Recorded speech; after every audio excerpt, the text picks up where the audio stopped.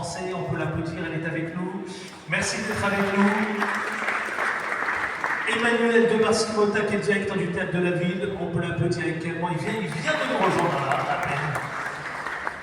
Kendall Neuzan, président de l'Institut Kurde de Paris, merci d'être avec nous. Monsieur Valérie Sandor, directrice du Centre 4 Paris, merci infiniment. On peut l'applaudir également.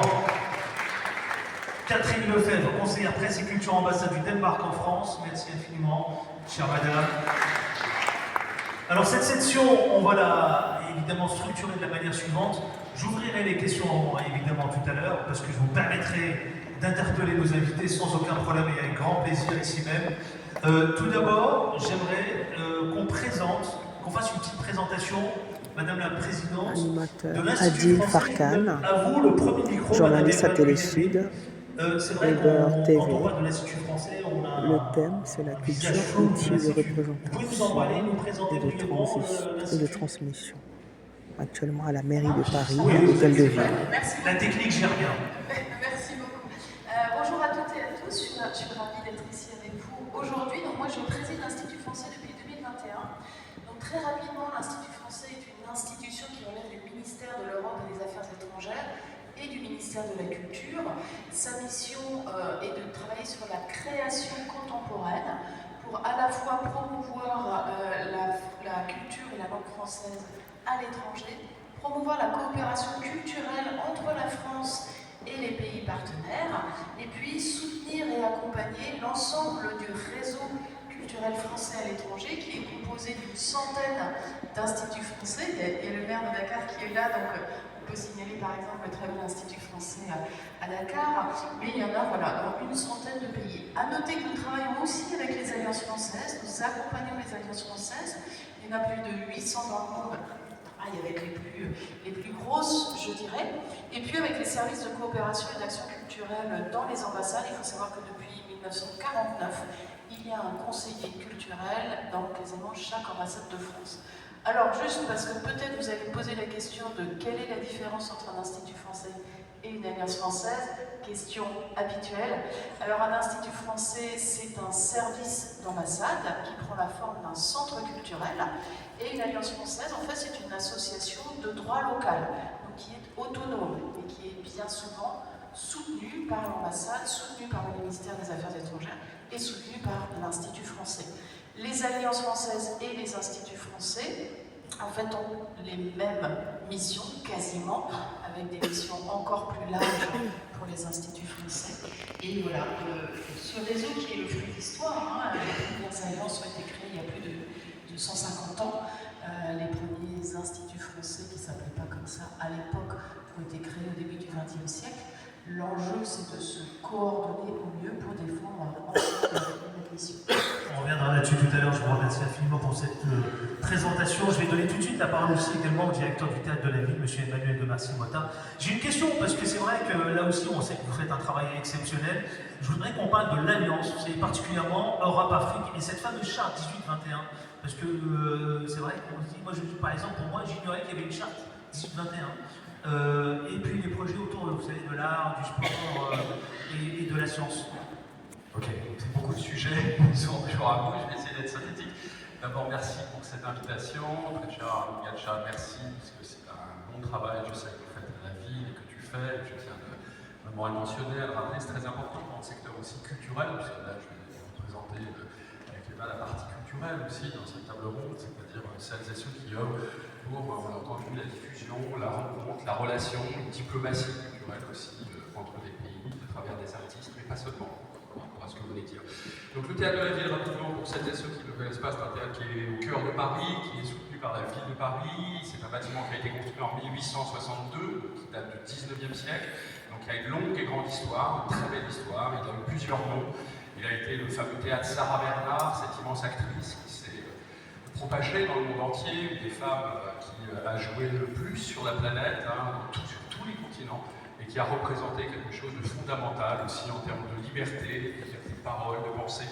Quelle liberté, par exemple, Sarah Bernard, c'est elle qui a pu jouer des rôles masculins, la première, qui à la fin du 19e siècle, au début du 20e siècle, a représenté et a joué le rôle de Hamlet et tant d'autres. Victor Hugo lui a écrit des longues Voilà, donc l'incarnation aussi d'une liberté de pensée, d'action dans les relations internationales. Je dis ça car cela remonte déjà au XIXe siècle, si on prend cette institution, 1860, c'est-à-dire la grande naissance des théâtres dits à l'italienne dans les grandes villes européennes. Donc dans ce rapport architectural, ce théâtre a traversé donc, cette fin, ce XIXe siècle, le XXe siècle, il est maintenant au XXIe siècle, et quel est aujourd'hui son enjeu, sa mission en lien avec les affaires internationales, culturelles, pas seulement, c'est-à-dire l'international, l'éducation, la santé, c'est-à-dire que nous avons effectivement mis en place un projet au moment de la Covid qui était basé sur la solidarité, peut-être le mot que j'emploierais, c'est la solidarité culturelle et dans les relations avec d'autres pays, d'autres nations. Je dirais aussi un mot sur ce terme juste après à propos du théâtre des nations. Donc cette solidarité s'est basée sur d'abord une relation avec la santé, c'est-à-dire une première alliance, ce que nous avons appelé les différentes alliances, entre la culture et la santé. Quelle culture de la santé? Nous avons travaillé là-dessus avec la PHP depuis maintenant 5 ans. Quelle culture de la santé? Nous avons tous connu, et nous avons tous en commun la question de la Covid sur la planète, les virus, le continent européen, je regarde à l'instant le maire de Dakar, sur le continent africain, c'est quelque chose qui a été connu depuis longtemps, les virus, mais l'Europe a découvert aussi tout à coup un empêchement brutal, total, et je dirais tout le monde a été mis à égalité dans cet empêchement. Donc quel était le lien du monde culturel, c'est-à-dire pas seulement des artistes, de celles et ceux qui œuvrent, je dirais, au prendre soin. Au prendre soin parce que finalement, pourquoi la santé? Parce que tout simplement dans la réflexion, la culture et la santé ont un travail, il y a beaucoup d'écrits aujourd'hui aussi, à faire ensemble, tout au long de la vie, avec des enfants, avec des personnes âgées, avec des personnes en difficulté, sur la question du handicap, qu'elle soit physique, mentale ou autre. Donc cette idée de normalité, comment on y travaille à travers le monde de la culture et des arts. Beaucoup d'auteurs, de poètes, de musiciens se sont penchés, se sont engagés aussi sur ces questions. Donc première alliance, culture et santé. Deuxième, la question du sport. Paris avait la chance d'organiser ces extraordinaires Jeux Olympiques, donc il y avait une perspective d'accueillir le monde à travers le sport et de faire vibrer une ville et de faire vibrer les émotions, ce qui fait partie aussi du rapport de la culture et des arts, qui est la dimension cette fois émotionnelle. Comment les émotions vont être travaillées à travers le sport? Il y a des grands textes tout le XXe siècle autour de l'émotion d'une audience, d'un public, dans un stade, que ce soit pour un match ou autre chose, quel est le rapport entre l'art, les émotions et le sport. Donc, des ateliers ont été mis en place entre émotion et sport. Donc, une alliance émotion-sport, comment on peut intervenir dans le champ, je dirais par exemple, du basket, à travers la poésie. Comment la poésie, le basket, ça demanderait des démonstrations plus longues, mais il y a des ateliers aujourd'hui, cela a travaillé depuis plus de 5 ans. Donc, chercher des nouvelles voies et pas seulement rester enfermé, comme on dit, dans son couloir de nage. C'est ça la question de ces alliances. Chacun est dans son couloir de nage, toute la société souffre de cela, toutes les dimensions souffrent de cela, par toute la journée de transversalité. Comment alors on crée des alliances à travers des personnes avec des nouveaux programmes. Donc sport et culture, pour aller vite.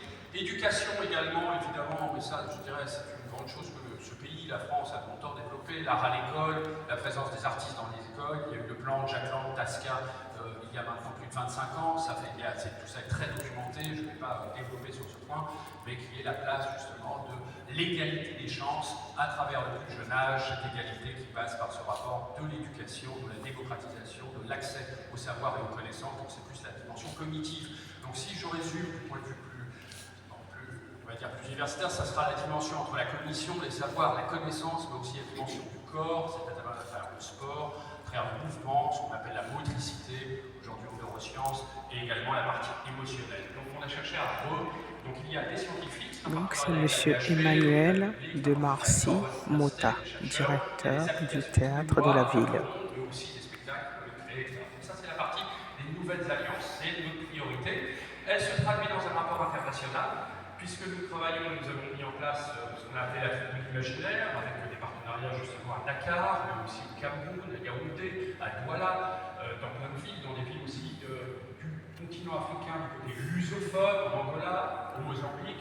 Nous avons travaillé également avec São Tomé et Príncipe, qui est un endroit merveilleux où il y a des traditions orales et des transmissions qui se font depuis le XVIe, XVIIe siècle avec le continent européen. Donc c'est la dimension aussi de l'histoire et des territoires, pour répondre à votre question, qui est en jeu autour de ces alliances avec la question des générations, comme je viens de le dire, mais également des peuples et des nations avec l'engagement de de cette idée de démocratie culturelle, d'accessibilité et d'ouverture d'égalité des chances. Voilà, ça c'est le grand programme